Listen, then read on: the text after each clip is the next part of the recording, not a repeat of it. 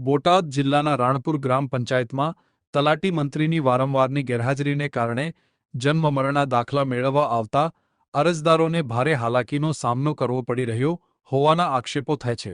સ્થાનિકોના જણાવ્યા મુજબ તલાટી અઠવાડિયામાં મર્યાદિત દિવસો જ હાજર રહેતા હોવાથી અરજદારોને વારંવાર ધક્કા ખાવા પડે છે।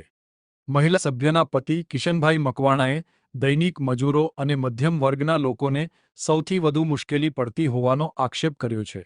બીજી તરફ તાલુકા વિકાસ અધિકારી ચેતન દવે જણાવ્યું કે સંબંધિત તલાટીની રજા મંજૂર કરવામાં આવી નહોતી, તેમ છતાં ગેરહાજર રહેતા તેમને કારણદર્શક નોટિસ ફટકારવામાં આવી છે અને તેઓ આવતીકાલે ફરજ પર હાજર થશે તેવી જાણ કરવામાં આવી છે।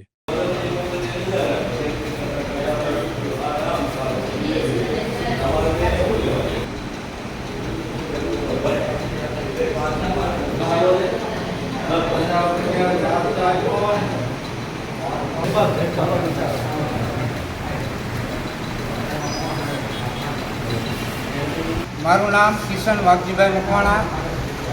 ખરેખર તલાટીને અહીંયા કને માણસો આવે છે ગામમાંથી, એની વાત તો એ છે કે રાણપુરમાં 30,000ની વસ્તી છે, એટલે મરણ અને જન્મના પર ડેના 20 થી 25 દાખલા હોય। જન્મ મરણના ખૂબ સુધારા હોય એવા ઘણા બધા હોય। છેલ્લા 1 મહિનેથી તલાટી અનિયમિત કામગીરી આવવાનું, આવીને તાલુકામાં વહી જવાનું, તાલુકામાં જઈને બેસવાનું, અહીંયા કામના નામે શૂન્ય કરવાનું। આ મારી પાસે અત્યારે એક ભાઈ એની દીકરીનું નામ આરાધનાબેન છે, એને શિષ્યવૃત્તિનું ફોર્મ ભરવાનું। શિષ્યવૃત્તિના ફોર્મમાં કોઈ ઓટીપી કે કોઈ કોડ કોઈ પણ જગ્યા કંઈ જરૂર નથી। ગુજરાત સરકારનો જીઆર છે, માત્ર ખાલી રજિસ્ટરમાં જોઈને એક સુધારો કરવાનો છે। 5 સેકન્ડનું કામ છે, એના કારણે આપણે 10 દિવસથી ધક્કા ખાય।